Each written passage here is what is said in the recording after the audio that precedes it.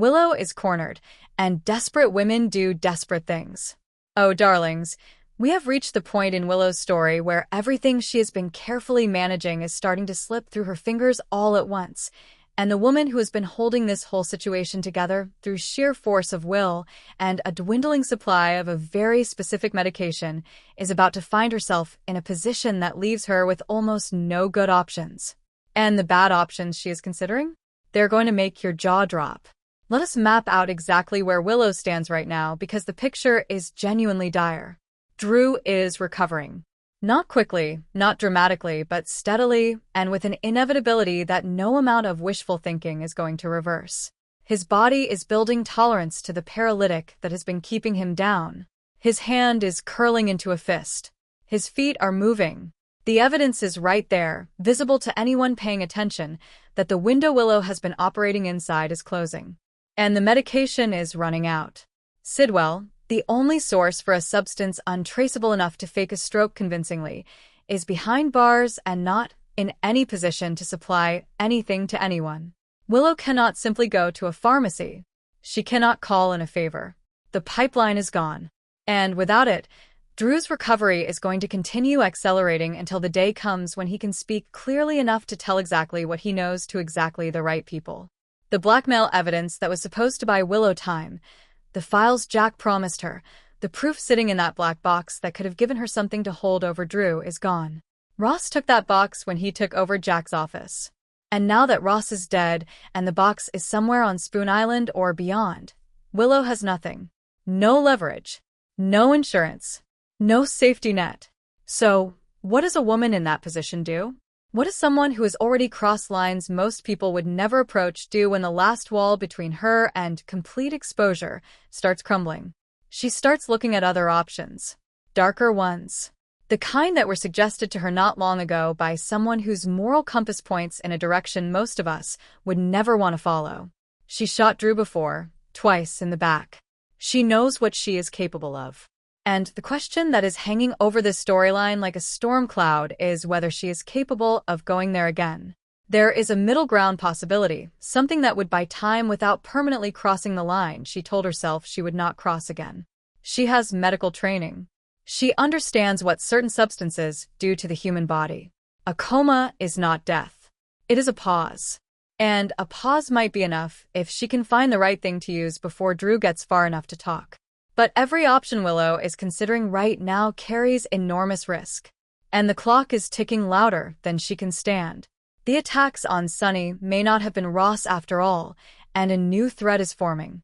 Now, darlings, this next development is the kind of thing that seems like a small detail on first look, but is actually one of the most significant pieces of information this show has quietly slipped into the conversation. Because Sunny is absolutely certain that Ross was behind the firebombing that nearly killed Michael and the attack on Sunny at that hospital in Los Angeles. He told Carly. He was confident. He was convincing. But here is the thing Sunny admitted when Carly pressed him for certainty. Brick does not actually have definitive proof. There is no ironclad evidence with Ross's fingerprints all over it connecting him to those specific attacks. Sunny believes it. He feels it. It makes sense to him given everything else Ross was doing. But belief and proof are two different things in the world of intelligence and criminal investigation. And that gap, that small but very real gap between what Sunny believes and what can actually be proven, is where this story gets genuinely interesting. Because the writers could have closed that gap easily. They could have written it so that Brick comes back with airtight confirmation and the book on Ross gets closed completely. They chose not to do that. They left the door open. And in this show, when writers leave a door open deliberately, something is going to walk through it. What if Ross was not behind those attacks at all? What if someone else wanted Sunny to believe it was Ross? Wanted that trail to point toward a man who is now dead and cannot defend himself and cannot be questioned? What if there is a player somewhere in the shadows of this story who has been operating completely unseen, using Ross as convenient cover for their own agenda? Valentine's reaction when Sunny shared this information was difficult to read. And in a show where reactions mean something, a reaction that is hard to interpret is always worth paying attention to. Does Valentine know something he has not said? Is he protecting someone? Is he processing information that connects to things he knows that nobody else does yet? The next villain may not announce themselves dramatically. They may simply let Port Charles believe the threat has passed, and then strike at exactly the moment everyone feels safest. And if Sonny is out there operating on the assumption that his enemy is already dead, he is going to be completely unprepared for what is actually coming. Brick is good at what he does. And when Brick starts looking more carefully at those attacks with fresh eyes, and without the assumption that Ross is the answer, what he finds may completely reshape the threat landscape in Port Charles. Jason is home, and Danny finally gets the father he deserves. And now, darlings, we arrive at the heart of everything. The story that sits underneath all the schemes and the danger and the shifting power dynamics of this extraordinary summer. A father and his son. A man who has spent years being extraordinary at almost everything except the most important thing. And a young man who has been finding his own path toward his father in the most reckless, brave, completely understandable ways imaginable. Jason has been thinking about Danny the entire time he was gone. Not occasionally. Not as one item on a list of things weighing on him. Constantly. Danny has been the thing his mind kept returning to in the dark and the silence of that prison. The face he pictured, the voice he missed, the relationship he kept measuring himself against and finding himself wanting. Because here's the truth that Jason has had to sit with in a way he never fully faced before. Danny has mostly been raised by other people. Not because Jason did not love him. He loves that boy with everything he has. But because the life Jason chose, the loyalty Jason prioritized, kept pulling him away. He was presumed dead twice for years at a stretch. He was gone more than he was present.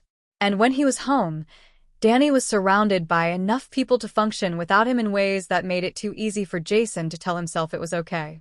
It was not okay. And Jason knows that now in a way he cannot unknow. He's going to come home and find out everything Danny did while he was gone. Approaching Sonny about working in the mob. Getting arrested trying to break into a federal facility. Throwing himself into dangerous situations on Spoon Island. Every single one of those choices traces back to the same source. A young man shaped by watching his father live a certain way, reaching for that same life, because it felt like the only language he knew to speak that his father would understand. That is the moment that is going to hit Jason hardest. Not the prison. Not what was done to him there.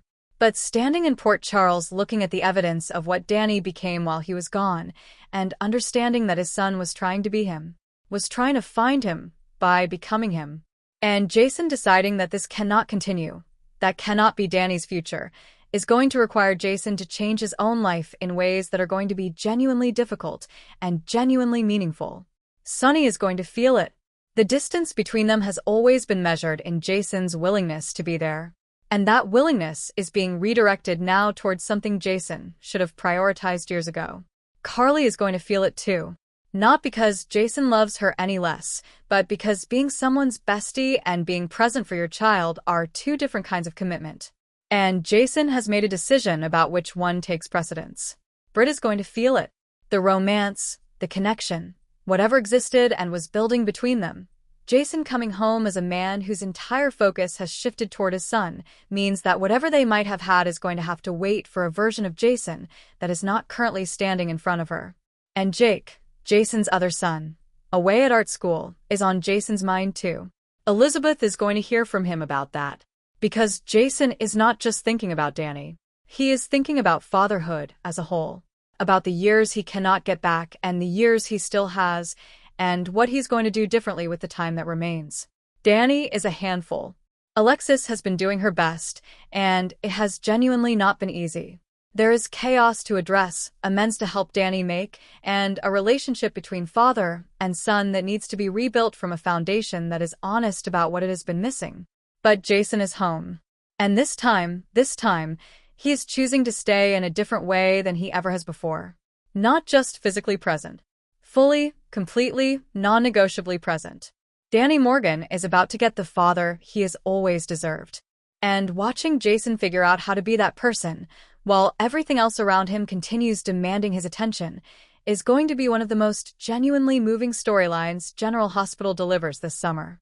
Port Charles is electric right now, darlings. Willow running out of time and options, and the particular kind of desperation that pushes people toward choices they cannot take back. A threat that may not actually be dead after all, just wearing a dead man's face.